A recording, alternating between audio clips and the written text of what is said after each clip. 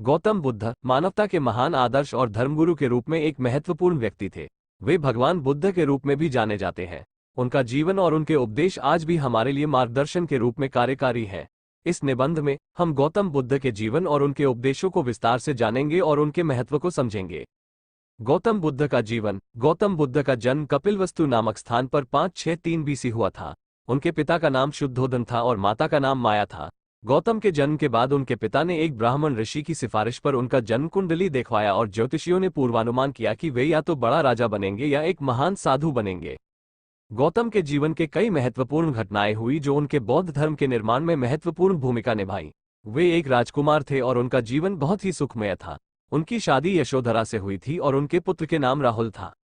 गौतम का जीवन बदलाव। गौतम के जीवन में एक दिन एक महत्वपूर्ण परिवर्तन आया जिसने उनके दृष्टिकोण को पूरी तरह से बदल दिया।